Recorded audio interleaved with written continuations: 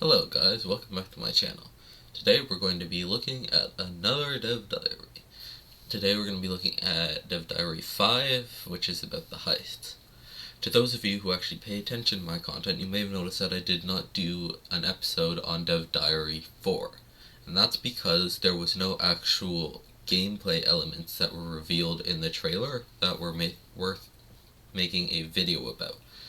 It was mostly just graphics and design and like animations and stuff, and like while it is interesting, I don't think it would have fit the style of content that I'm trying to do with the analysis of these Dev Diaries. So without further ado, let's just get started. I don't know if this should be part of it, but I guess you will cut them just. So Payday 3 is launching with 8 unique heists, and our goal is essentially to ensure that each heist has its own identity. So when the creative process starts, we're always asking ourselves, what unique gameplay element does this heist have? And how do we make it look and feel unique, even if some of them have a similar setting? So we're really trying to make each heist feel like a set piece. That's just to be expected. Like, it's really nice that they're trying to go out of their way to actually make unique elements for each heist, but that is honestly to be expected. And provided that it's done well, it's going to be nice to have 8 completely different heists that we can spend hours working on to perfect over the course of launch. But most importantly, we're making them feel Payday. Two of the hardest things to get people to coordinate is positioning and movement. And stealth at its core is positioning and movement. I'm Per, and I'm the design lead here at Service. We're trying to make it less binary, so we have soft fails, so we have different security levels in different areas. Like if you get caught trespassing in certain areas, you don't get cuffed, you get escorted out and you can try again. You can make a mistake and not go loud immediately. This is nice. It's useful for those of us that are just trying to learn the game. Like, I'm sure once people get good at the game, these are going to be used less and less by the better players, just because there's... Actually, that's not true. There will be certain advantages. Like, there's footage where if you get caught by a guard and are escorting you out, you can steal the keycard that they have from behind. So purposefully getting caught and getting escorted out could be like a useful strategy for getting the keycard.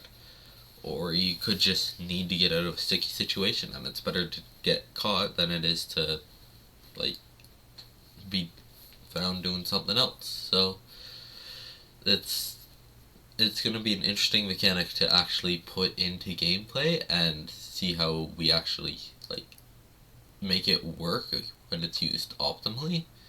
And I feel like it could be really interesting to figure out. Like if you break stealth, we don't want that to feel like a failure. We want that to just feel like, oh, okay, well now we're going with the other plan or the other play style. And that's reflected in a lot of things, like the skills and the gadgets and how the civilians work as well. So creating a co-op stealth game as opposed to something that is solo only, a big difference there is players can do a lot of different things in parallel, right? Like there is not really one linear path, and different players can essentially go to different locations and do their thing if that's the way you want to play. Every time we design a heist in stealth, we have to think about all the different layers tied to that and different options that players can do, and also make sure that they feel incentivized to do that. Yeah, they're designing a co-op stealth game. Like, it's impossible to account for every scenario, no matter how hard you try. And like having the co-op system could be, it's going to be helpful to play as 4 people instead of playing solo, because you'll be able to get objectives done faster, you'll be able to do multiple things on opposite sides of the map. So having the ability to play co-op means that they need to take into account that they need to make 4 people be able to enjoy the heist in stealth at the same time, while also being able to account for it only being a single person. Which is definitely a challenge, but let's hope that they manage to do it successfully. We have expanded the masked off stealth. This is completely unrelated to what they're actually saying, but why would you kill this guard here? We have There's no advantage. Incentivize food. we have Why kill this guard? There's no advantage to killing this guard, but not the guard over here. Like, I know this has nothing to do related to the actual video, but like, why? expanded the masked off stealth experience, and so you can do a lot of objectives and a lot of work in stealth without putting your mask on. For example, maybe Being able to do a lot of objectives without putting your mask on is honestly just an interesting way to go about it, because you can pretty much finish a heist without putting your mask on. Because there's just so many objectives that you can do without putting your mask on, which is probably something that a lot of people have been waiting for since Payday 2, because Payday 2 you pretty much start every heist by putting your mask on, or you put your mask on as soon as you get through the front door or something. Here, you can actually do stuff before putting your mask on and assuming that risk of having your mask on. Because, as far as I'm aware, you still can't take it off once it's on, but there's a lot more stuff you can do without actually putting it on first.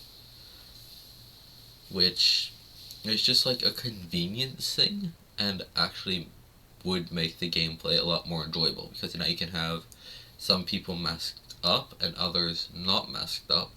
The people that aren't masked up can do a lot riskier stuff, while the people that are masked up can do like the stuff that requires a mask to be on. Honestly, good mechanic, like it. not everybody wants to mask up during stealth. Maybe 2 players will mask up and 2 will stay encasing, but even those players encasing can help. So that way, if you're not confident in what you're about to do and don't want to risk going loud, you can maybe play it a bit more safe and do the less risky things that still need to be done.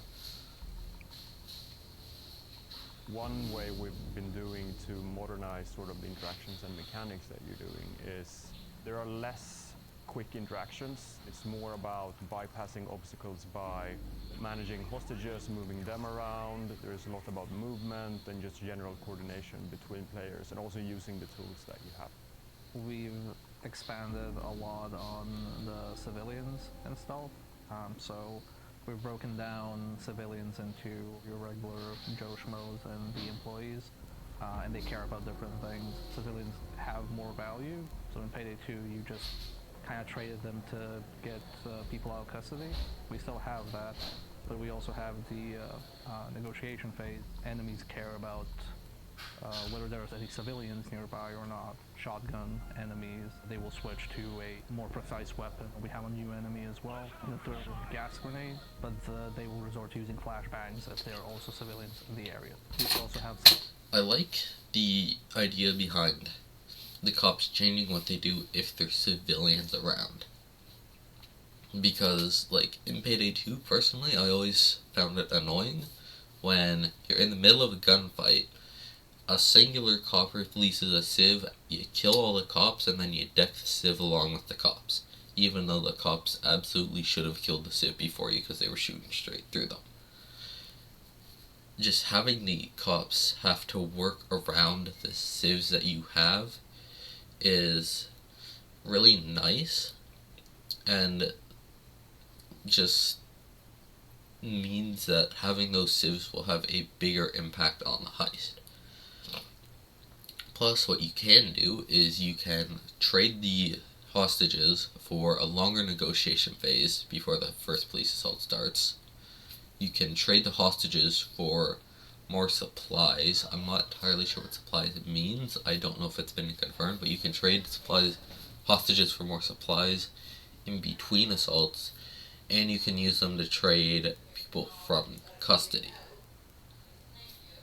So civs do have a lot more value than they do in Payday 2, because in Payday 2 you can do any heist without civs no matter what happens. Here, having civs will be a huge advantage because cops will change what they do. Again, the trading for supplies and time and your own teammates back is very valuable. I assume you can still take cops hostage or dominate them like you do in Payday 2. Perhaps it requires a skill, and then you have one person that runs around with the skill. Of course, that would lead to issues that if that player got into custody, everyone that goes into custody is pretty much screwed because, well, you can't take hostages anymore. But it's just civs will be a lot more important in Payday 3 than they have been in the 2 games previously.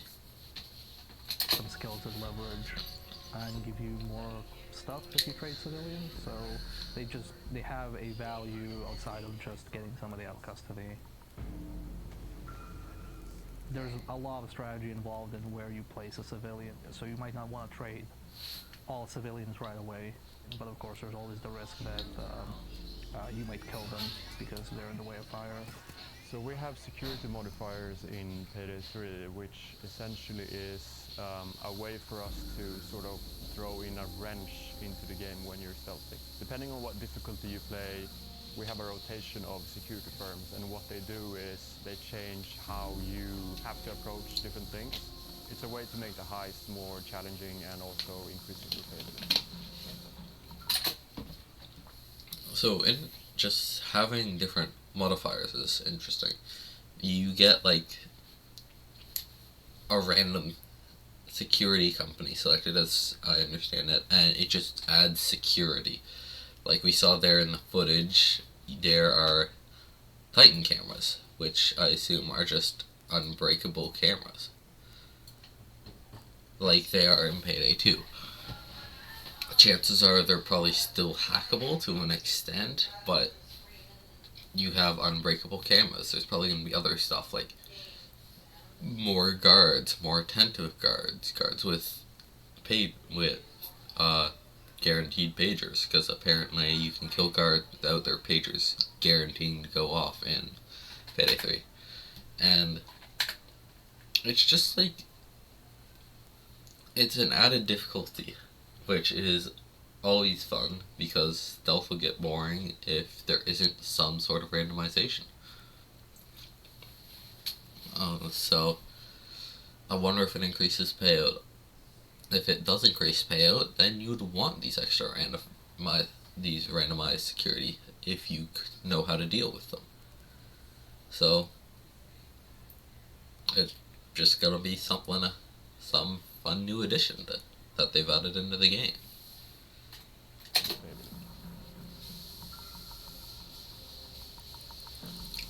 I would say for stealth, we also tried to make the objectives and goals scale a bit with the number of players, not in a more like if you're solo you have less stuff to do, you have the same amount to do. For example, in one heist, you might need to do a hacking objective on one end, but then you need to go and do something on the other end of the heist, and then that's something another player can do.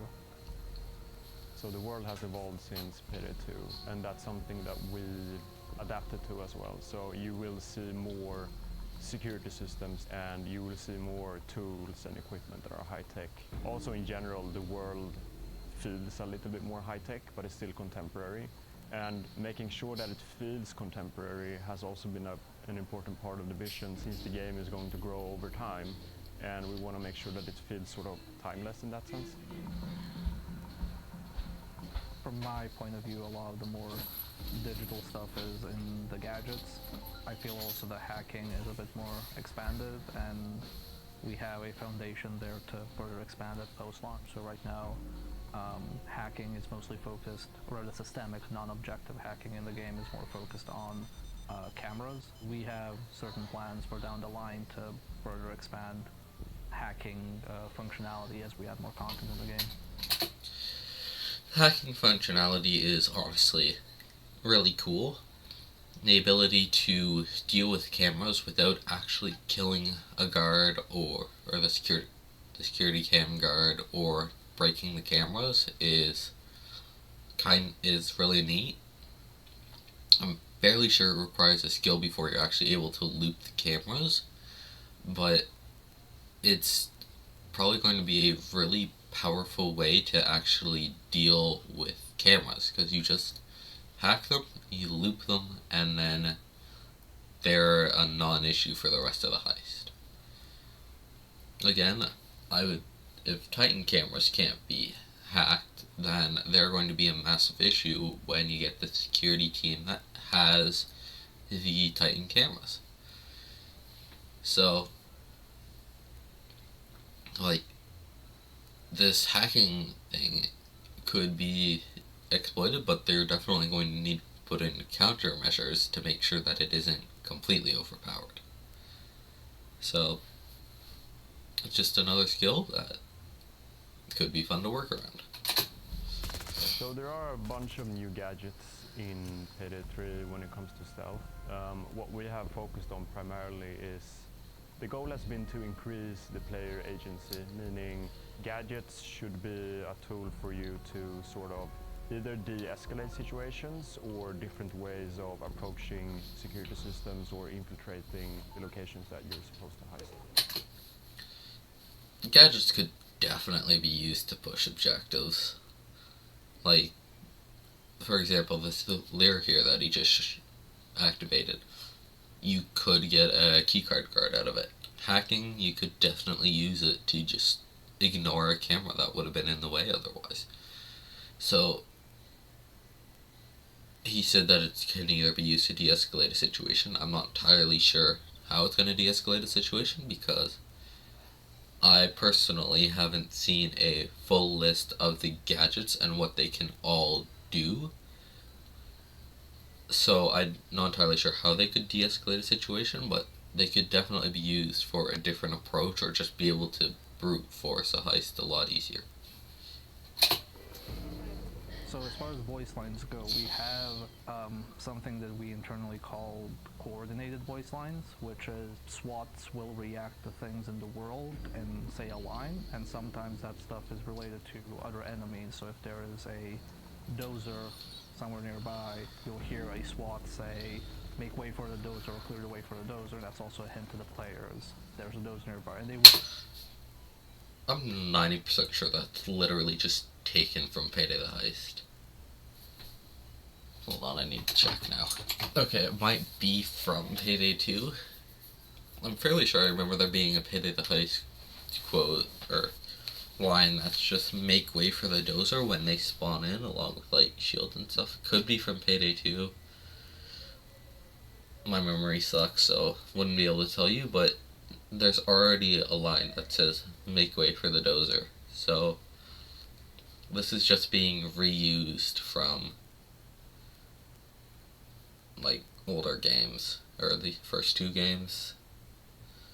So really nothing new, unless they add, like, very specific lines for specific moments, or when something interesting happens in a heist, because just special voice lines aren't really gonna cut it for these new lines, will honestly. have some lines for civilians as well. We have a bunch of new puzzle mechanics, especially during stealth, because stealth is when you usually have to be pretty calm and very strategic in terms of what you're doing to not escalate the map. Some of our maps also have very unique security systems. So, you know, there are laser grids, alarm floors, sensors that are moving.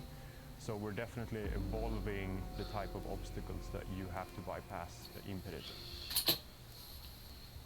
Yay, more stealth stuff to make the stealth experience actually somewhat hard.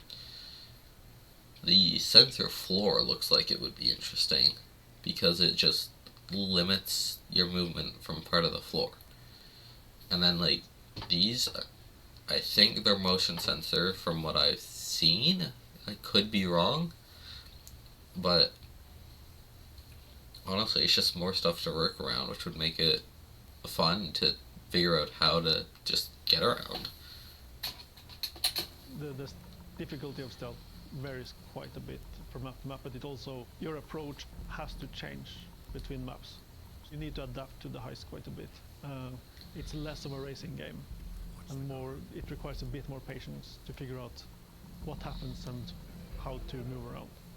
Coordination is also really important for the difficulty of a heist, and not just coordinating who's where and who's doing what, but coordinating skills is also very important. So I feel like pubs are going to be instantly at a disadvantage, because when you join a public game, you're not going to know what everyone else is running, and if you join mid-heist, you could literally be invalidated apart from your skill with a gun, because everyone else has the skills that you already have.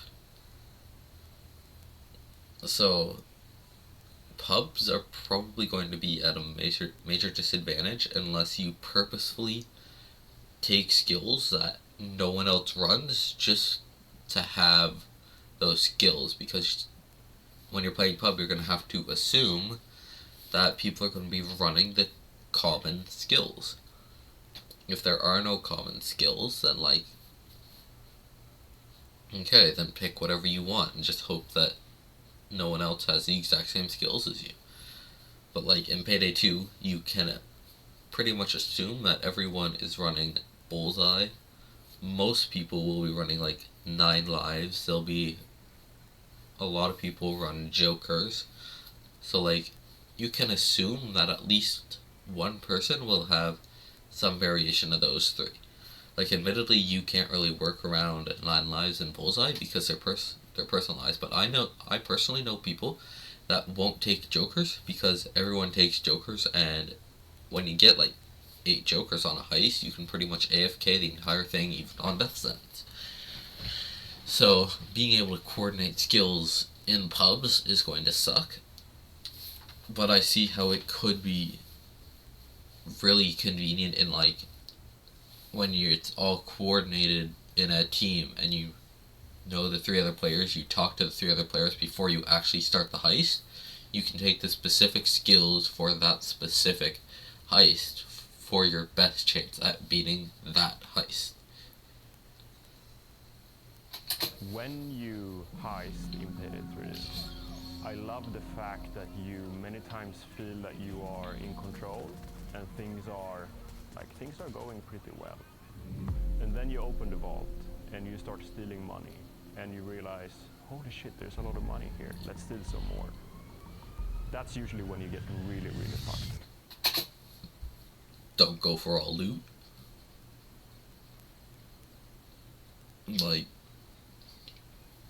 If you're having problems when you're trying to take all loot, just don't do all loot. Take the minimum.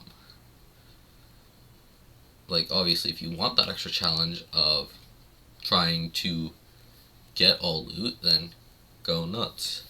If you're having problems and you just want to complete the heist, don't go for all loot. Obviously, this is probably a very general,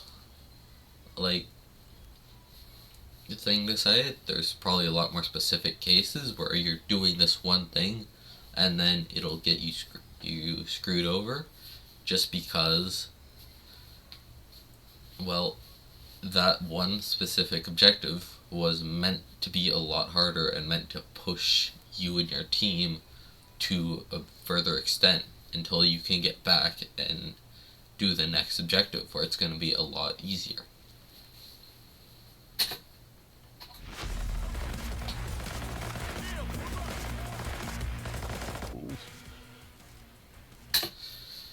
So, yep, that was my analysis on Dev Diary 5.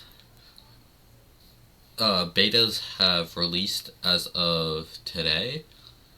I personally didn't get access, unfortunately, but rest assured, if I do get access, I will be making a video on it as soon as possible, detailing my analysis on what I personally found out from playing the beta.